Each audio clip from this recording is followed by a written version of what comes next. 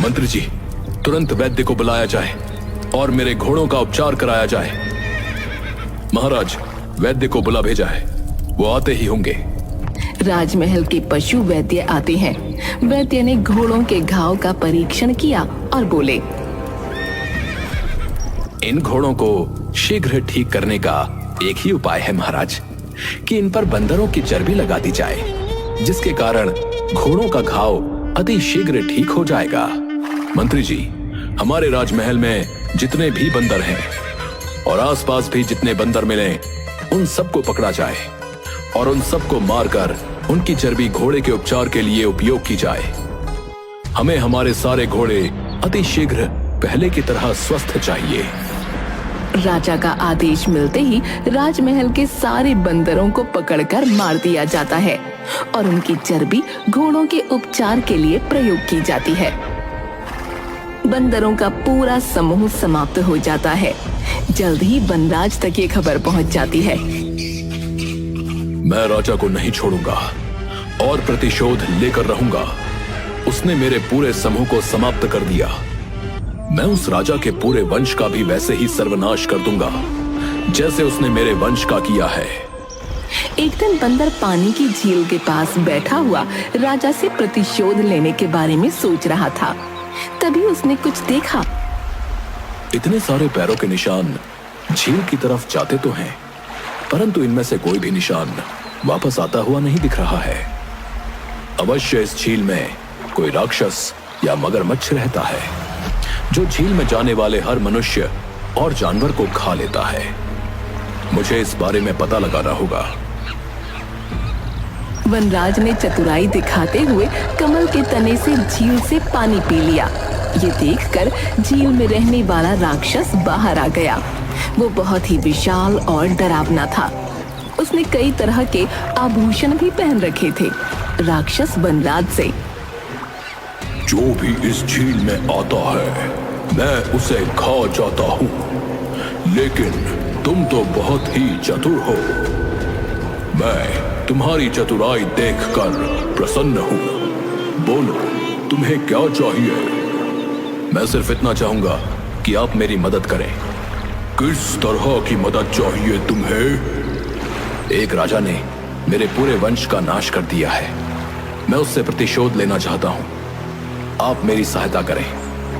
मुझे अपना कंठहार दे दें। मैं आपको वचन देता हूँ कि मैं आपका कंठहार आपको जल्दी ही लौटा दूंगा और उसके साथ ही आपके भोजन का प्रबंध भी कर दूंगा।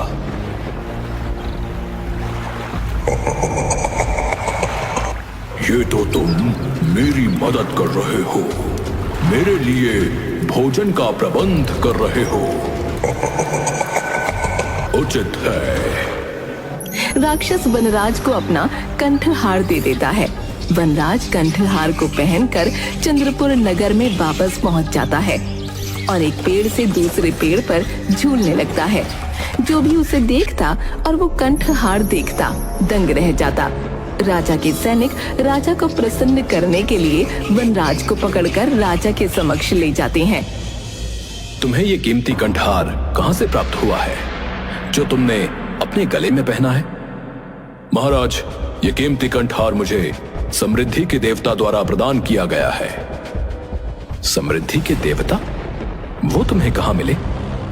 महाराज, वो जंगल के बीचों बीच स्थित एक झील में निवास करते हैं। जब सूर्य आधा उदय हुआ होता है, उस समय जो व्यक्ति उस झील में डुबकी लगाता है तो उसे उस समृद्धि के देवता का आशीर्वाद और कंठहार प्राप्त हो जाता है। महाराज वनराज की बातों में आ जाते हैं और वो अपनी पत्नी और पूरे परिवार सहित उस झील में डुबकी लगाने को तैयार हो जाते हैं। महाराज, कल सुबह की मंगल बेला में आप सब उस झील के पास पधारिए और अपने पूरे परिवार और स्नेही जनों के साथ झील में डुबकी लगाकर समृद्धि के देवता का आशीर्वाद प्राप्त कीजिए। लोभ में अंधे हो चुके राजा ने तुरंत आदेश दिया।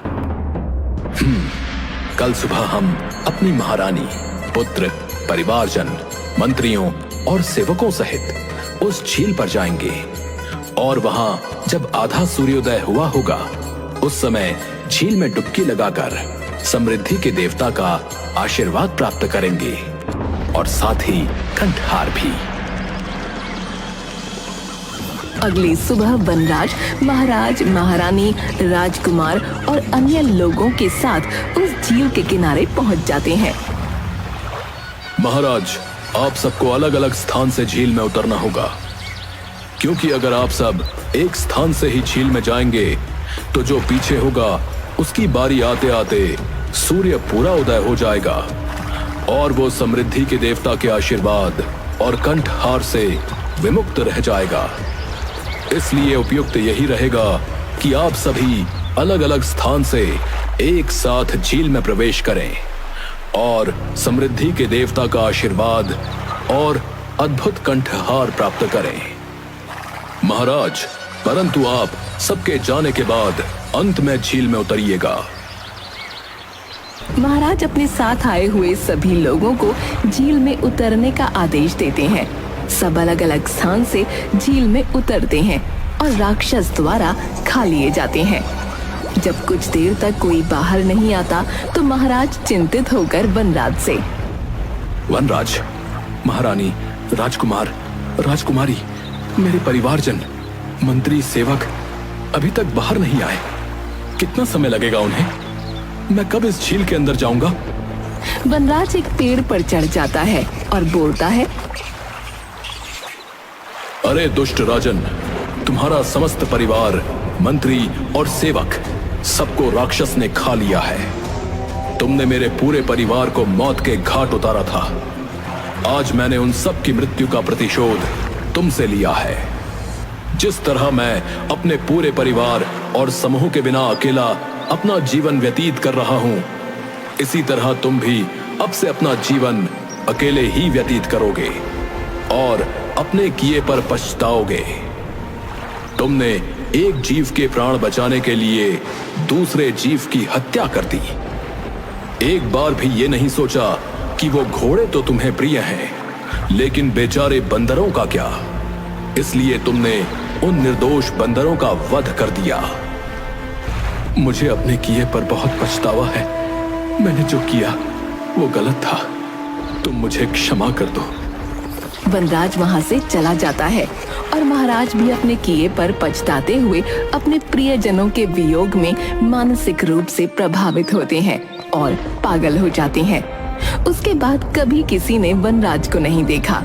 बुरे कर्मों का फल हमेशा बुरा ही होता है।